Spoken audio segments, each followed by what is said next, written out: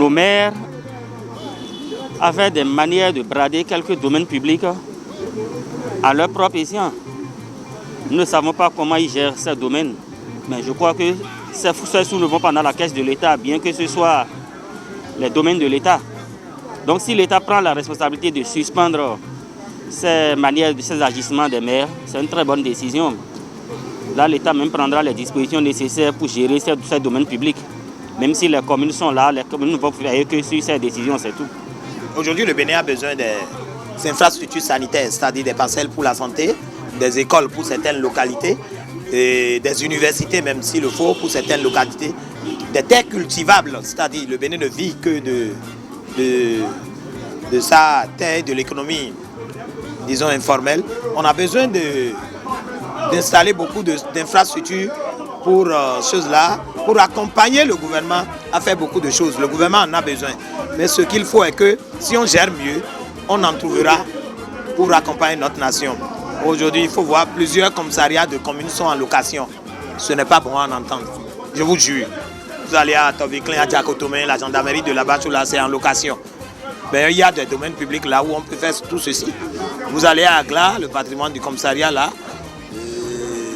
il y a d'autres patrimoines là qui sont en location. Mais quand on pense du bornage ou bien de lotissement, il y a des réserves là qui sont déjà réservées pour nos institutions, c'est-à-dire pour la commune,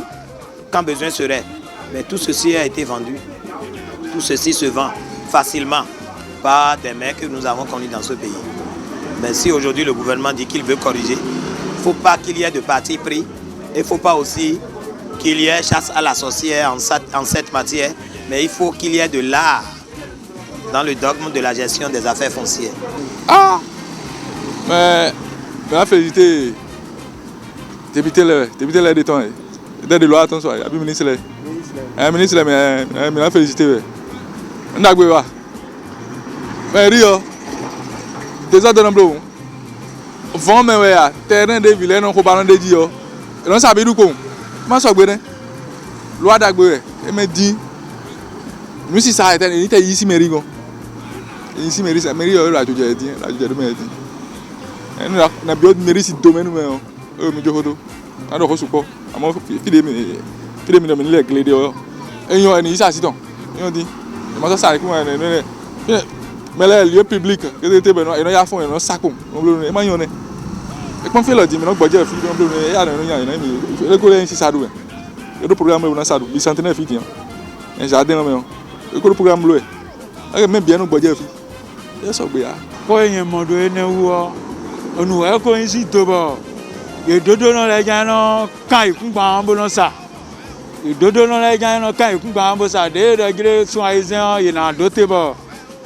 yìnyín àdóté nu sún àyíṣẹ́ bọ̀ ẹ̀yà yìnyín akẹ́ni yẹn dúró ní yìnyín sì pírímé bì bọ̀ mẹ́lẹ́ má lẹ̀ wá fi ní de o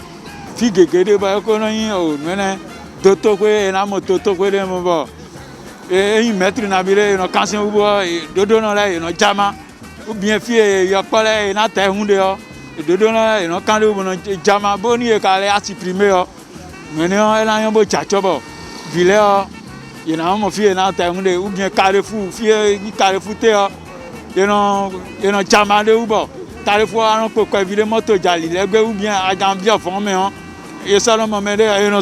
ino ko kodo me de jo ba si dan lo jo ni e ka supprimer o mi so si mo nu ene le ko le ye o ko dagbe to gan ti dai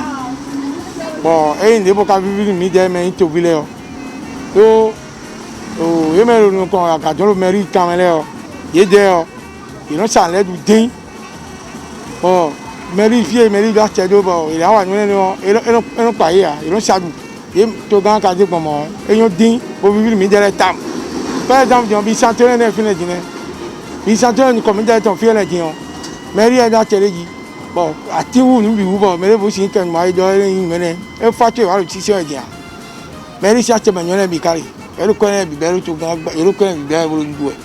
bo mere ku mo je wa de to gan blu bon bo yi la lo mo e yan din aso to gan ton ni continue mo ko mo yi e fi wa so gon de gbon ali gbon fi bi mere si ne bi ni bi complet bo hawu bo gérer ton nous même trouver le chemin il en faut nous y monter gbeta ne wo endo mondo gbeta gbeta we bo ati pipa e de ton do mi no mo wa ibo endo me de pache do fide do commune de me arrondissement de me même délégué de so e non sa e kun gbanle de jolo yegbon bo ayiwa hon so enu arotagba yin we honu egbe nu mairie do de masa ayikun gban wo eyan lo wa ayikun gban sa we mairie de Toville wo we pa ayikun gban no dai bo ayikun gban le o ten men le réservé nu de be na wa dagbe nu Toville e si win to pe mo école mo abi terrain de sport mo honu mairie ayikun gban no sa do we o ayikun gban ne na wa nu Toville do so ye so hu ma ayikun gban ne lo bo na wa nu mo ko ton na on doit pas nous envoyer mondo hojo ho mba chai pa edo de voler voyer do endo me de wa ganji ho de nu e ren e na ha kun gba ni do nkan to me abi fa mi ton lesin yin ko me boya gbosin ganji yo e na wa zan aikun gba enele edo mo edo to ton to gudo we onwe na yan aikun gba sisa e so wo na gbe me do ni sa aikun gba commune to me e ka ba la ban yin domaine public yan mondo aikun vivio. Mais j'ai vu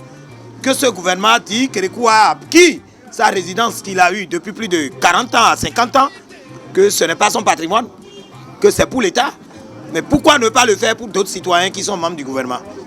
Des ministres, des députés, des choses là, des responsables à divers niveaux. Mais je l'ai vu. Mais j'ai vu dans ce pays un chef d'État qui a... Ils ont, dans une gouvernance, ils ont légué la maison de Feu Hubert Maga pour Bolloré. Mais si le gouvernement veut corriger tout, qui reprennent les patrimoines là pour dire que ce serait des lieux historiques pour nos chefs d'État. Les domaines publics servent à quoi normalement? Ce soir, c'est pour les infrastructures socio-communautaires, les écoles, les hôpitaux, les domaines, les lieux publics, ainsi de suite. Mais si tous ces domaines, les maires prennent ça, ils vendent à des particuliers ou même à eux, à leurs étudiants, où est-ce que les populations bénéficient de ça? Mais avec cette décision maintenant, ça veut dire que ces domaines qui ne seront plus vendus rentreront dans le patrimoine de l'État et l'État aura maintenant la capacité de pouvoir créer, comment dit-on, créer beaucoup d'autres domaines que nous, populations, nous pouvons exploiter. Au lieu que 2 personnes bénéficient du domaine, mais toute une population bénéficiera des domaines si ce n'est plus grand. Si c'est une école, vous, votre enfant fréquentera là. C'est déjà quelque chose, beaucoup de milliers d'enfants viendront là. Là, ça profite à la population et non à un maire ou bien à une personne, tierce personne.